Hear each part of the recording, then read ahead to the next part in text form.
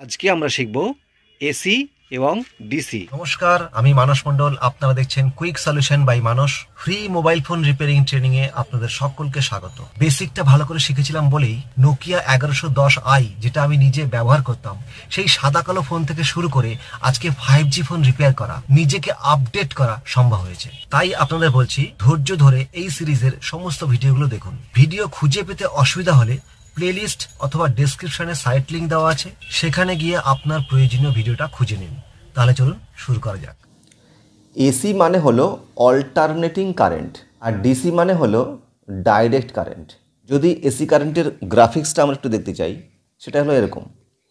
ধরুন শুরু হলো এখান থেকে, এই সর্বোচ্চ ভোল্টেজ এলো, আবার তার মেরু চেঞ্জ হয়ে গেল, আবার সর্বোচ্চ ভোল্টেজ হলো, আবার মেরু চেঞ্জ হয়ে গেল।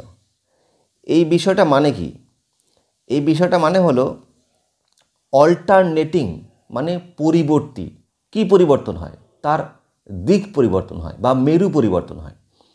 সেটা হচ্ছে, ধরুন এখানে এখানে 0 ভোল্ট এবং এখানে 220 ভোল্ট, আমি ধরে নিচ্ছি, সেই ভোল্টেজ যাই হোক। আবার মেরু চেঞ্জ করে অন্য মেরুতে 220 ভোল্ট, আবার সেখান থেকে পরিবর্তন হয়ে 0 পার করে আবার চলে এলো আর একটা মেরুতে 220 ভোল্ট। ঠিক এইভাবে মেরু চেঞ্জ করতে থাকে এসি ভোল্ট। শুরুর থেকে দুটো মেরু পার করে আবার 0 পর্যন্ত আসা, এইটুকুকে বলা হয় একটা সাইকেল। আমি সাইকেল নিয়ে আরও ডিটেলসে পরে বলছি। আর ডিসি ভোল্ট হলো সরাসরি, মানে এর কোনো দিক পরিবর্তন হয় না, একদিকেই চলতে থাকে। এটা হলো ডিসি ভোল্ট। এবার এই এসি ভোল্টের দুটো জিনিস হয়, একটা অসুবিধাও আছে, একটা সুবিধাও আছে। আগে আমরা অসুবিধাটা দেখি। অসুবিধা হলো বেশিরভাগ ইলেকট্রনিক্স ডিভাইস এসি ভোল্টেজে ইউজ করা যায় না, সেটার জন্য ডিসি ভোল্ট প্রয়োজন হয়। তাহলে আমাদের কী করতে হয়? এই অল্টারনেটিং কারেন্ট বা এসি কারেন্টকে আমাদেরকে ডিসিতে কনভার্ট করতে হয়, তারপরে আমরা ইউজ করতে পারি। আর একটা সুবিধা আছে। সুবিধা হলো, যেহেতু এসি ভোল্ট আমাদের বাড়িতে আমরা ইউজ করি, সাপ্লাই থেকে আসে, আমরা সুইচ অন করি, আমরা সকেটে প্লাগ লাগাই, এইসব কাজ আমাদের করতে হয়। অসাবধানতাবশত যদি কোনো কারণে আমরা এই এসি কারেন্ট টাচ করে ফেলি, আমাদের দেখবেন একটা একটা ঝাটকা মারে। এই ঝাটকাটা মানে কি? আমরা যে কোনো একটা মেরু ইউজ করি, এবার যদি আমরা এই মেরুটা ইউজ করি, তাহলে যখন আমরা টাচ করছি আর সেই মুহূর্তে যদি ভোল্টেজ থাকে, আমাদের শক লাগলো, কিন্তু আবার যখন 0 হয়ে গেল, তখন আমরা হাতটা সরিয়ে নেওয়ার একটা সুযোগ পাই, বাঁচার একটা সুযোগ থাকে। আর ডিসি ভোল্টে কিন্তু সেই সুযোগটা আমাদের থাকে না। সেই জন্য আমাদের বাড়িতে এসি সাপ্লাই আছে মানে এটা কিন্তু আমাদের জন্য সুরক্ষা একটা বলা যেতে পারে। তো যাই হোক, আমি এটাও বলতে চাই, সবসময় যেন সাবধান থাকবেন। ইলেকট্রিসিটি নিয়ে একদমই কোনো ইয়ার্কি ঠাট্টা এসব নয়। মানে আমার স্যার বলতেন যে দীর্ঘদিন কাজ করতে করতে কারেন্টকে তুমি তোমার বন্ধু মনে করবে না। তো ওই বিষয়টা সবসময় আমি মনে রাখি, আপনিও মনে রাখবেন। সমস্ত রকমের সাবধানতা অবলম্বন করেই কাজ করবেন, যেন আপনি ভালো থাকেন, সুস্থ থাকেন। এবার বিষয়টা হচ্ছে, এই যে এই যে মেরু পরিবর্তন হলো, এর এর রেজাল্ট হিসাবে কি হলো?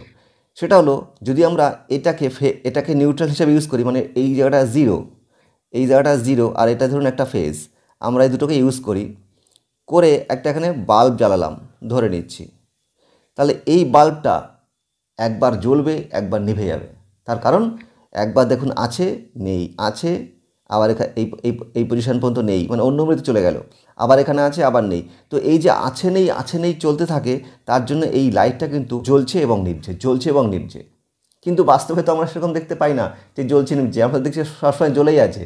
তাহলে ব্যাপারটা কী? ব্যাপারটা হচ্ছে, এই যে আছে নেই একটা সাইকেল, এইখান থেকে এই পর্যন্ত একটা সাইকেল, এই সাইকেলটা চলতে থাকে 50 বার 1 সেকেন্ডে। তার মানে 1 সেকেন্ডে 50 বার এই লাইটটা জ্বলছে এবং নিভছে, জ্বলছে এবং নিভছে। আর আমাদের চোখ 1 সেকেন্ডের 10 ভাগের 1 ভাগ সময় পর্যন্ত আলো ধরে রাখতে পারে। মানে যখন লাইটটা জ্বলেছিল, তখনকার আলোটা যতক্ষণ ধরে রাখতে পারে আমাদের চোখ, তার মধ্যে আরও 5 বার এটা নিভেছে এবং জ্বলেছে। ওই জন্য আমরা বুঝতে পারি না যে কখন সেই বাল্বটা জ্বলছে আর কখন নিভছে। বেশ মজার ব্যাপারটা না? যদি আমরা কোনো ডিসিতে কোনো ল্যাম্প আমরা ইউজ করি তাহলে কিন্তু এই লাইটটা সবসময়ের জন্যই জ্বলে থাকবে, মানে এ সবসময়ের জন্যই ভোল্টেজ পাবে। এটা হলো ডিসি। কিন্তু বর্তমানে আমাদের বাড়িতে যে এলইডি ল্যাম্পগুলো ইউজ করা হয় সেগুলো কিন্তু ডিসিতেই জ্বলে। তার মধ্যে ডিসি কনভার্টার দেওয়া আছে, মানে এসি থেকে ডিসিতে কনভার্ট করার সার্কিট আছে তার মধ্যে, তারপরে সেই এলইডি ল্যাম্পটা জ্বলে। মানে ডিসিতে 5 ভোল্ট বলুন বা 12 ভোল্ট বলুন, যেটাই হোক না কেন এই ল্যাম্পটা সবসময় এই সেম ভোল্টেজটা কিন্তু পেতে থাকবে। এরপরে আমরা দেখব এসি কারেন্টের যে লাইনগুলো হয় সেগুলোর নাম কি। যেটা আমরা ইলেকট্রিক পোল থেকে নিয়ে আসছি এবং যেটাতে টেস্টার জ্বলছে, এই লাইনটাকে বলা হয় ফেজ বা লাইন। 5 পিন সকেটে লেখা থাকে এল বলে, আর একদিকে লেখা থাকে এন। এন মানে নিউট্রাল। এবার এই দুটো পয়েন্টকে আমরা ইউজ করি যাতে আমাদের কোনো ক্ষতি না হয়, তার জন্য এই দুটোর মাঝখানে একটা উপরে বড় একটা হোল থাকে। এটা হলো আর্থিন, যেটা আমরা বাড়িতে তৈরি করে নিই। এটা থাকলে কি হয়, আমরা যখন ইউজ করি এসি ভোল্টেজ যখন ইউজ করে কোনো একটা ডিভাইস আমরা ইউজ করি, ধরুন এটা ফেজ, এটা নিউট্রাল এবং এই আর্থিন, এই তিনটে যখন আমরা ধরুন আমরা বাড়িতে একটা রেফ্রিজারেটর বা যেটাকে আমরা ফ্রিজ বলি ইউজ করছি, তো এটা ফেজ এবং এটা এর ভিতরে ইউজ হওয়ার পরে এটা এখান থেকে এই নিউট্রাল এটা দিয়ে রিটার্ন যায় বলেই কিন্তু আমরা জিনিসটা ইউজ করতে পারি। যদি কোনো কারণে এই নিউট্রালের লাইনটাও যদি ডিসকানেক্ট হয়ে গিয়ে থাকে ইলেকট্রিক পোল থেকে, তাহলে কিন্তু আমাদের বাড়িতে কিছু আমরা ইউজ করতে পারবো না। মানে শুধু ফেজ আমরা কিন্তু কোনো কাজে লাগাতে পারি না, সেই ফেজটাকে আমরা ইউজ করে যদি নিউট্রাল দিয়ে রিটার্ন পাঠাতে পারি তাহলে কিন্তু যে কোনো ডিভাইস আমরা ইউজ করতে পারি। এবার কোনো কারণে এর মধ্যে ইউজ হতে হতে ধরুন এই ফেজের কোনো একটা লাইন, কোনো একটা লিকেজ ভোল্টেজ বডিতে টাচ হয়ে গেছে, এবং তখন আমরা যখন সেটা ইউজ করতে যাই, হাত দিয়ে টাচ করি সেই ডিভাইসটা, তাহলে কিন্তু আমাদের কিন্তু শক লাগতে পারে। তার জন্য কি হয়, লিকেজ ভোল্টেজটা বডিতে গিয়ে এই আর্থিনের মাধ্যমে রিটার্ন চলে যায় মাটিতে এবং আমাদের কিন্তু শক লাগে না। সেই জন্য আমরা এই 3 নম্বর লাইন যেটা আর্থিন, এটা আমরা ইউজ করি। ডিসি যে দুটো টার্মিনাল, তার মধ্যে একটা হলো পজিটিভ আর একটা হলো নেগেটিভ। এই পজিটিভটাকে আমরা প্লাস দ্বারা চিহ্নিত করি আর নেগেটিভটাকে আমরা মাইনাস দ্বারা চিহ্নিত করি। এবার মজার ব্যাপার হচ্ছে, যখন আমরা এসি ইউজ করি তখন ফেজ নিউট্রাল কিছু না দেখেই আমরা কিন্তু চার্জার ঘুরিয়ে কানেক্ট করলেও কিন্তু আমরা ইউজ করতে পারি, সেক্ষেত্রে কোনো অসুবিধা হয় না। কিন্তু ডিসির ক্ষেত্রে অবশ্যই পজিটিভ এবং নেগেটিভ কিন্তু আমাদের মেনটেন করতেই হয়, নাহলে কিন্তু সেই ইলেকট্রনিক্স ডিভাইসটা যেটা আমরা ইউজ করব সেটা কিন্তু খারাপ হয়ে যাবে। ডিসির সোর্স তাহলে কি? ডিসির সোর্স হলো ব্যাটারি থেকে আমরা ডিসি ভোল্টেজ আউটপুট পাই। কিন্তু ব্যাটারি তো ইউজ করতে করতে একটা সময় চার্জ শেষ হয়ে যাবে, তখন আমরা কি করব? তখন আমাদের ওই এসি যেটা আমাদের বাড়িতে আসছে সেটাকে ডিসিতে কনভার্ট করে আমরা কিন্তু এই ব্যাটারিটাকে চার্জ দেবো। যেমন আমাদের মোবাইল ফোনটাকে আমরা চার্জ দিই, সেই চার্জার এই ডিসিতে কনভার্ট করার কাজটা করে। আর কিভাবে আমরা ডিসি ভোল্টেজ পাই? সেটা হলো সোলার থেকেও আমরা সরাসরি যে ডিসি ভোল্টেজ পাই সেটা দিয়ে আমরা ব্যাটারি চার্জ দিতে পারি, বা কোনো ইলেকট্রনিক্স ডিভাইস সেম ভোল্টেজের সেম কারেন্টের আমরা কিন্তু ইউজ করতেও পারি। এখানে ইনপুটে দেখুন 100 থেকে 240 ভোল্ট এসি, এটা হচ্ছে এসির সাইন। এটা কেমন? এসির সাইন হচ্ছে এরকম, আর ডিসির সাইন হচ্ছে এই, আর নিচেরটা নেগেটিভ। এখানে একটু লিখি, এটা 100 থেকে 240 ভোল্ট এসি, এটা হলো ইনপুট, আর আউটপুট হলো 5 ভোল্ট 1 অ্যাম্পিয়ার ডিসি। মানে এই চার্জারটা এই ভোল্টেজটাকে এই ভোল্টে কনভার্ট করবে এবং তারপরে আমরা ইউজ করতে পারবো। আমাদের এটা প্রয়োজন, 5 ভোল্ট 1 অ্যাম্পিয়ার এটা প্রয়োজন, এটা আমরা ইউজ করতে পারবো। এবার এখানে আরেকটা জিনিস লেখা আছে 50 to 60 হার্টজ। এটা হলো এই এসি ভোল্টের ফ্রিকোয়েন্সি, মানে কতবার 1 সেকেন্ডে। হার্টজ মানে হচ্ছে 1 সেকেন্ডে, যে এখানে আমরা সাইকেল দেখেছিলাম শুরুর থেকে সর্বোচ্চ ভোল্টেজ, আবার মেরু চেঞ্জ করে আবার যখন 0 এই পর্যন্ত একটা সাইকেল, এই একটা সাইকেলকে বলা হয় 1 হার্টজ, HZ। এবং এখানে 50 to 60 হার্টজ মানে হচ্ছে এই সাইকেল 50 থেকে 60 বার হতে হবে। মানে এই ভোল্টেজ আছে নেই, এই আছে নেই পর্বটা 50 থেকে 60 বার থাকলেই এই চার্জারটা কিন্তু কাজ করবে। গন্ডগোলটা হচ্ছে এইখানটায়, এই আছে নেই আছে নেই, আর সেই আছে নেইটাকে সবসময় আছেতে কনভার্ট করবে আমাদের এই চার্জারটা। এবার কি হলো, আর একটা জিনিস এখানে আমরা দেখতে পাচ্ছি, সেটা হলো এই 100 থেকে 200 ভোল্ট এসি। এর মানে কি, আমাদের বাড়িতে নর্মাল ভোল্টেজ থাকা উচিত 230 ভোল্ট এসি।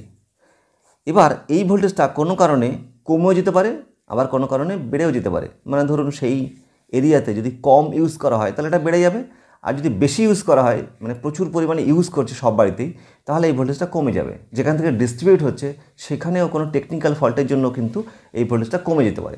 এবার কমে গিয়ে যদি 100 ভোল্টও যদি পায় এই অ্যাডাপ্টারটা, তাহলেও কিন্তু এ আউটপুট হিসাবে এই ভোল্টেজটা দিতে পারবে। আবার যদি এটা বেড়ে গিয়ে 240 ভোল্টও হয়ে যায়, তাহলেও সেটাকে কনভার্ট করে এই 5 ভোল্ট 1 অ্যাম্পিয়ার দিতে পারবে। তার মানে কি হলো, যতই 100 থেকে 220-র মধ্যে যে কোনো ভোল্টেজ এ পাক না কেন, আউটপুট হিসাবে কিন্তু 5 ভোল্ট দিতে পারে। আর তার জন্যই এর নাম অ্যাডাপ্টার। চার্জার এবং এটাকে অ্যাডাপ্টার বলা হয়, একে ভোল্টেজটা অ্যাডাপ্ট করতে পারে। তাহলে এই চার্জারটা অনেক দায়িত্ব নিচ্ছে যে ইনপুট ভোল্টেজ যদি ফ্ল্যাকচুয়েট হয়ও, আউটপুট যেন কোনোভাবেই ফ্ল্যাকচুয়েট না হয়, 5 ভোল্ট 1 অ্যাম্পিয়ার আমরা যেন কন্টিনিউ পেতে থাকি। তাহলে কী হবে, আমরা যে মোবাইলটাকে চার্জ দেব সেই মোবাইলটা যেন ভালো থাকে। এবার ধরুন এই 240 ভোল্টের জায়গাতে যদি এটা একটু বেড়ে যায় কোনো কারণে, আরও একটু বেড়ে যায় কোনো কারণে, হ্যাঁ, তাহলে কী হবে, হয় এই অ্যাডাপ্টারটা খারাপ হয়ে যাবে, আর না হলে আউটপুট থেকে ভোল্টেজ বেশি আসতে শুরু করতে পারে। তাহলে কী হবে, যদি এই ভোল্টেজটা বেশি আসে তাহলে মোবাইল ফোনের ক্ষতি হবে। আর তার জন্যই মোবাইল ফোনের চার্জিং সার্কিটে কী করা হয়েছে, একটা ওভিপি, ওভার ভোল্টেজ প্রোটেকশান, একটা আইসি ইউজ করা হয়েছে। এবং যদি কোনো কারণে এটা হয়, এই ওভার ভোল্টেজ হয়, তাহলে কী হবে, এর আউটপুট থেকে মেইন চার্জিং আইসিতে ভোল্টেজটা যাবে না, লক হয়ে যাবে। এবং যদি এটা কন্টিনিউ আসতে থাকে বা বারবার হতে থাকে, তাহলে এই ওভিপি আইসিটা নিজে খারাপ হয়ে গিয়ে ফোনটাকে বাঁচিয়ে দেবে, ফোনের বাকি দামি জিনিসগুলোকে বাঁচিয়ে দেবে। এই ওভিপি সম্বন্ধে আমরা আরও ডিটেলসে জানবো যখন আমরা মোবাইলের চার্জিং সার্কিট শিখব। তো যারা এখনও সাবস্ক্রাইব করেনি, সাবস্ক্রাইব করে রাখুন। তাহলে কী হবে, ওই নতুন ভিডিওগুলোর নোটিফিকেশান আপনি পেয়ে যাবেন। এরপর আমরা জানবো এসিকে ডিসিতে কনভার্ট করার জন্য মেইন কোন পার্টসটা ইউজ করা হয়, সেটা হলো ডায়োড। ডায়োড ছাড়াও আরও অনেক পার্টস লাগে পিউরিফাই করার জন্য। এবার ডায়োড কিভাবে এসিকে ডিসিতে কনভার্ট করে, এটা কিন্তু খুব মজার একটা সাবজেক্ট। ডায়োডের ক্লাসে আমরা ডিটেলস জানবো, অবশ্যই সেই ভিডিওগুলো আপনারা দেখবেন। আপনি যদি ঠিক মন দিয়ে দেখতে পারেন তাহলে কিন্তু আপনি শিখতে পারবেন, এটুকু আমি বলতে পারি। আর এই এতক্ষণ যে আমরা আলোচনা করলাম এসি ভোল্ট, ডিসি ভোল্ট, তো ভোল্টেজ অ্যাকচুয়ালি কী, কারেন্ট অ্যাকচুয়ালি কী, সেটাও কিন্তু আপনার অবশ্যই জানা প্রয়োজন। যারা এখন ওই এসি এবং ডিসি ভোল্টেজের ভিডিওটা দেখেননি, এর আগে আপলোড করা হয়েছে, ওটা অবশ্যই দেখে নিন, ডেসক্রিপশনে লিঙ্ক দেওয়া আছে, দেখে নেবেন। তাহলে কী হবে, আপনার কিন্তু পুরো বিষয়টা বুঝতে অনেক সুবিধা হবে। জেনে বুঝে কাজ করাটাই হলো আমাদের প্রধান উদ্দেশ্য, আর তার জন্য কিন্তু আমাদেরকে ভালো করে শিখতে হবে। আজকে এখানেই কমপ্লিট করছি। সবাই ভালো থাকবেন, সুস্থ থাকবেন, দেখা হচ্ছে পরের ভিডিওতে। Thank you.